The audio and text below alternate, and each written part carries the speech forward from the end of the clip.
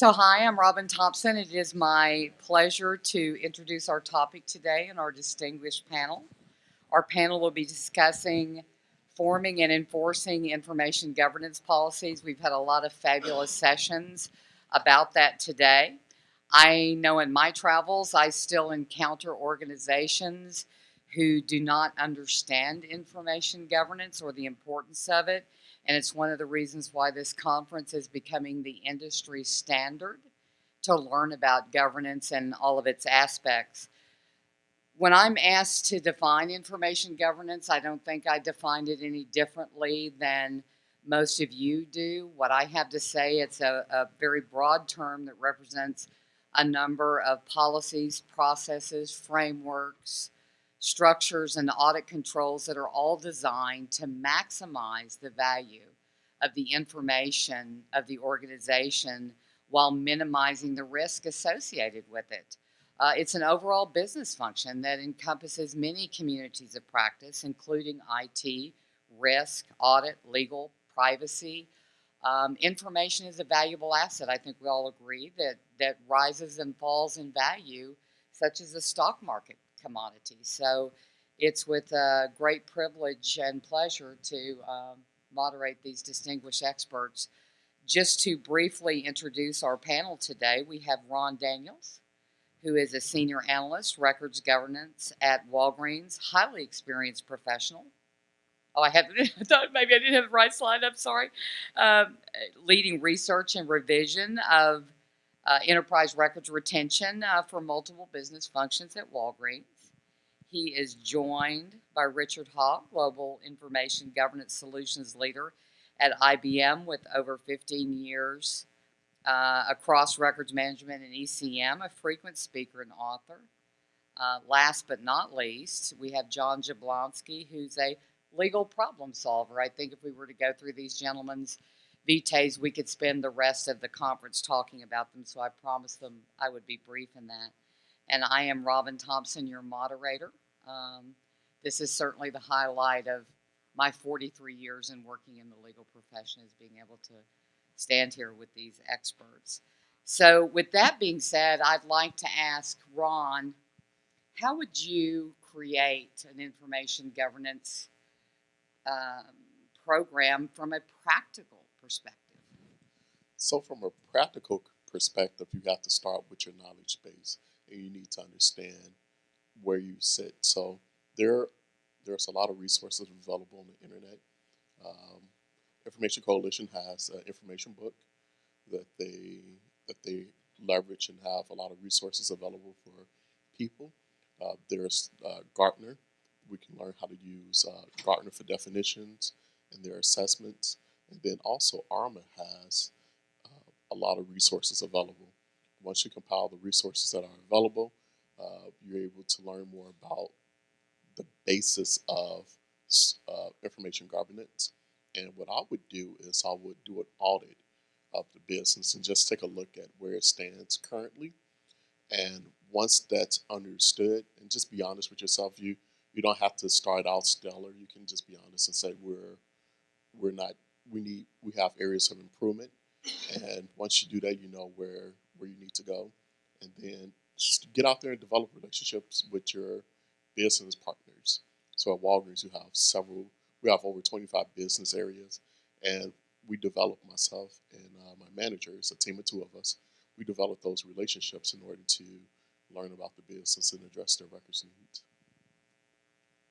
From a legal standpoint, advising and consulting with organizations and other law firms, what are your best practices and tips? Yeah, I think for starting an information governance program, you have to look at what the business purpose of all your documents. I'm a big classification person. My clients hate me for it sometimes. You have to identify in a hierarchical way what's important to the business, what's not important to the business, and then look at the legal risks that are associated with those documents. And it could be something from intellectual property related, meaning you're going to lose the business altogether if that information is stolen. It could be legal compliance documents, tax documents, things like that, to get into the mundane. But I explain to clients that information is only needs to be kept as long as it is necessary for the business purposes of the organization. The laws in the United States, focusing on the U.S. for a moment, are very clear that an organization has a right to destroy information that they no longer need for a business purpose. And then I'm comfortable counseling clients from a risk-based analysis. There may be laws that you may violate if you destroy information, but the fine may be $10 or non-existent in some jurisdictions. And to be able to synthesize all of your retention periods and how you're going to retain information across all of the jurisdictions that you do business, you have to make business judgment, risk calls on how long you're going to keep information, both for the use in litigation, for recovery, for litigation, for proving business documents, contracts, things like that, and then develop plans around those buckets of information as to how long they really are necessary. And I find that a lot of organizations, I run into pockets of individuals that have to keep everything forever, keep things for 10 years, but I work with organizations that keep email for 30 days. I'm aware of cases where organizations have kept email for 7 days, unless it has a business purpose and you move it into a retention environment. Things like instant messaging, collaborative workspaces. You have to think about who's accessing that information, what they're going to be doing with that information, the risks that your organization is exposed to with that information, and then plan governance around it for the period so that you're getting people in almost a contractual relationship. If you can think about it in those terms, the employee-employer relationship, a third-party vendor, what's their relationship?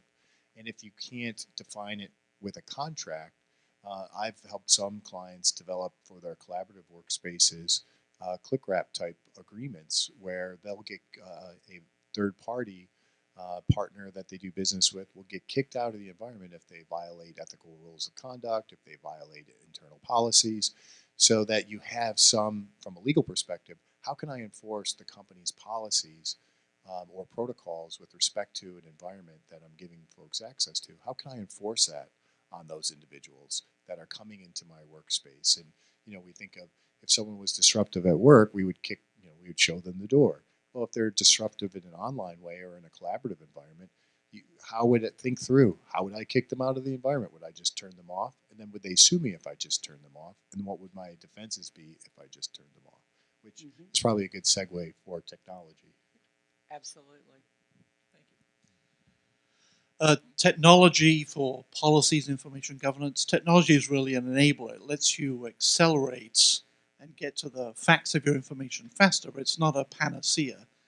So many of the technical solutions out there, I'm from one of the vendors. Too often the technical solutions, once you deploy or turn them on or install them, it's an empty blank slate. You then need to know how and when to apply.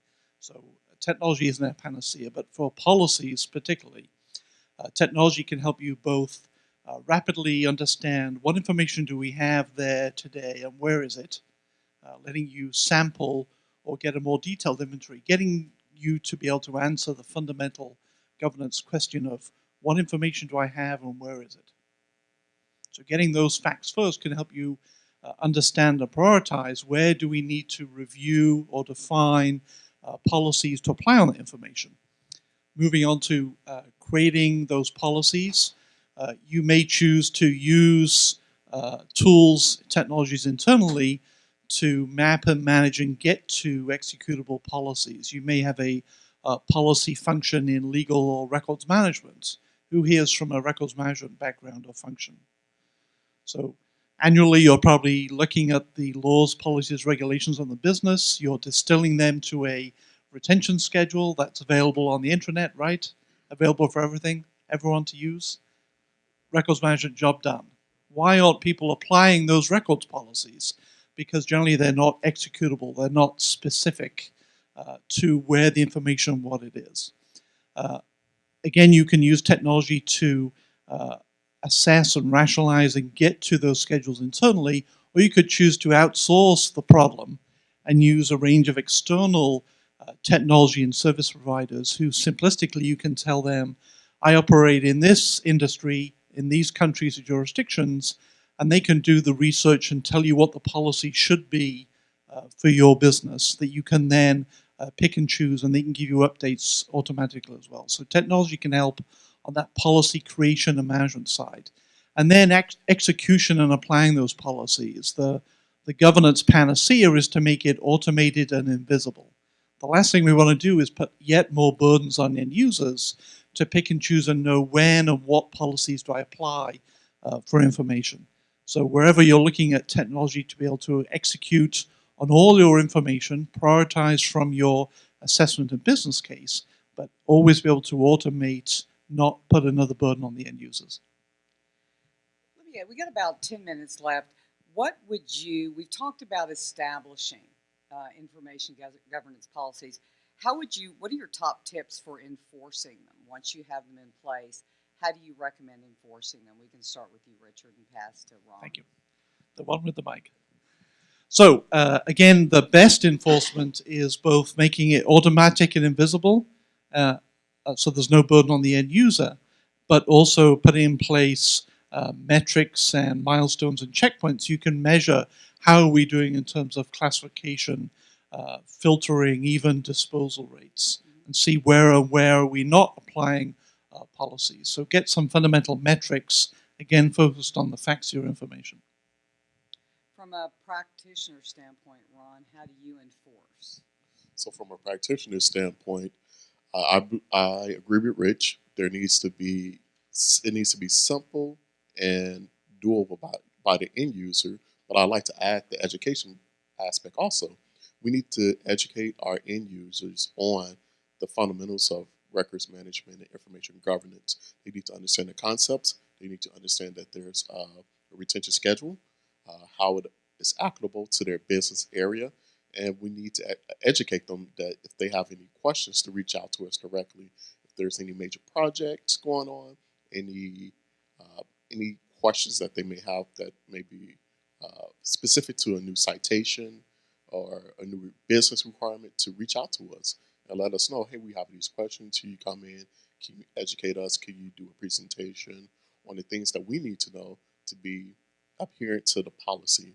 And the policy needs to be the policy, and the retention schedule, which are two separate things, needs to be accessible and available for all our end users and fellow colleagues to be able to access, to be able to reference, and be able to get back to us with questions.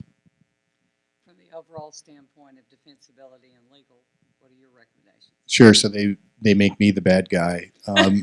Audit and compliance, which I'm sure lots of you are thinking, oh, audit and compliance, when is that going to come up? On a moment on audit and compliance. So when you're building your program, or if you're improving your program, you need to think about how you're going to test for compliance as part of the program. If you have technology tools and you can run a scan and or get a report out of your ECM system with respect to access and how people are classifying things. If you're fortunate enough to have auto classification, is it right? And are things being disposed of in accordance with the retention schedule at the expiration of the useful life cycle of that data? So it's really important to build that in. I've been getting a lot of questions lately as more and more companies are looking at the compliance function in the audit and compliance department. As their compliance department grows, they turn to information governance and they say, okay, how do we test for this stuff? We can't just, if we don't have the technology, we can't just run a report and we're done. They have to go out and do interviews. They have to look at evaluations, annual reviews of individual employees, or however you do your review process. There has to be a box talking about information governance compliance. It also rolls into things like PHI compliance and PII compliance. Are people treating data securely in the manner that it's supposed to be secured? So I think that compliance function is a big part of it. And then auditing from the perspective of looking for non-compliance and then having a escalation process, much like sexual harassment or any other policy that you have in your organization, but treating information governance with the importance that we all believe it has to be treated with because we're here at this conference, and making sure that if someone has an anomaly in how they're handling information, that it's called out, that it's brought to their attention, that you have remedial measures that are in place to allow them to take additional training, escalating through supervision and escalating all the way through the highest levels of management if necessary, if there's a business unit that's ignoring the information governance group, which goes into the other side of that coin, which is when you're building your process, understanding how it's going to be viewed culturally within the organization, how individuals are going to react to the language that you use. A lot of what I do is reviewing policies and procedures from a couple of different aspects. One, does it jive with the language used in other policies within the organization so that you're speaking to everyone with a unified voice across all your policies? And I'm sure many of you are striving to achieve that. And then I also look at it from a litigation standpoint. What is going to happen to the organization when these policies see the light of day, and what will happen if people aren't following the policies appropriately, and sort of how will that language be used in a court of law? And I think that's an aspect that lately has really been cast aside in many organizations with the speed at which they want to get information governance policies out to the organization. But really, how is it going to be used against you is where I come in from a risk management standpoint. And are you creating more problems for yourself just by the language that you use as you're talking to employees, as you're talking to your third parties with your contractual language? So there's, I mean, I could go on for hours on the legal aspect of it, but that's really the way I focus on approaching an information governance enforcement. We have about 5 minutes before the next panel starts. Any parting words? Thank you. In terms of information governance, a lot of the heritage of information governance has been focused on the retention or the record schedule, but I would point out, take a step back and look at all the potential policies you may need to define and determine when and how to apply them. There's a whole circle of information governance policy, so retention, security, privacy, data residency, data leakage reporting obligation, even disposal and storage mandates for certain industries. So look at capabilities from a technology perspective, look for capabilities that let you map and manage and execute all of that circle of information governance policies, your duties and obligations, not just records and retention. Records and retention is a common place to start. It's phase one for sure. So we can stop keeping everything forever, but look for policies and technology that lets you enable and cover that whole circle. I would also add on to that, when you form your policy, make sure that it's not one and done. Make sure that you're constantly reviewing your policy, your baseline policy, and the subsequent policies that the information governance program will cover, from your shredding, from how do you manage your data tapes and backup systems, to how you're managing your retention schedule. You want to make sure that you not only do it once, but there's a part of your audit review that you review these policies maybe every 2 years or 1 year if you have the bandwidth to do that, and make sure that you're updating the language, that you're meeting the needs of your business, and that you're taking in feedback from your end users, because ultimately your end users are going to be the ones who help you implement the policy, and they're the ones who are really driving the business need and the answering the questions for your policy. Final word, John? With respect to compliance, KISS method, keep it simple, blank, for employees to the extent that they know where the information is for compliance purposes. And then I would say key is assessment, so that you have a scorecard that you are tracking each year. And some organizations have pushed it down to a quarterly scorecard. It's specific to the goals that you have in mind, and have a long-range plan.